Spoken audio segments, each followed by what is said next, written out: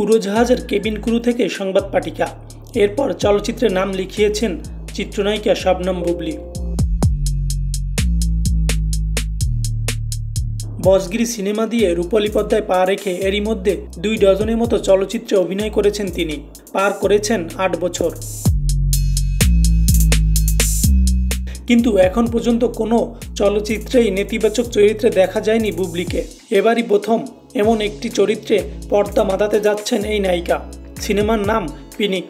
এটি নির্মাণ করেছেন পরিচালক জাহিদ জুয়েল।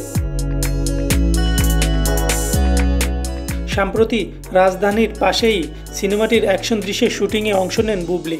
সিনেমার প্রযোজক শিমুল খান জানান, এমন বুবলীকে এর আগে দেখেনি কেউ। একেবারে নতুন অন্যরকম এক দৃশ্যে দেখা দেবে বুবলী। পর্দায় তাকে দেখার পর যে কেউ চমকে যাবেন। এমনিতেই আমাদের এই ছবির একটি চরিত্র ছাড়া সবগুলোই নেগেটিভ, প্রতিশোধ ও পাল্টা প্রতিশোধের গল্প।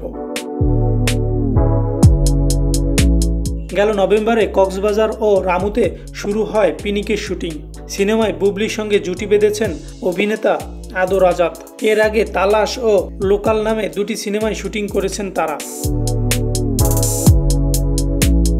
জানা গেছে 22 ডিসেম্বর পিনিকের বড় একটা অংশের শুটিং শেষ হবে। এরপর গানের শুটিং দেশের বাইরে করার পরিকল্পনা রয়েছে বলে জানান নির্মাতা। এটি তার প্রথম সিনেমা। এর আগে নাটক ও বিজ্ঞাপন বানিয়েছেন তিনি। পরিচালক জানান, পিনিক সাইকো থ্রিলার অ্যাকশন ঘরানার ছবি। 2025 সালে ঈদ উল ফিতরে সিনেমাটি দেশের প্রেক্ষাগৃহে মুক্তির পরিকল্পনা রয়েছে প্রযোজনা প্রতিষ্ঠানের।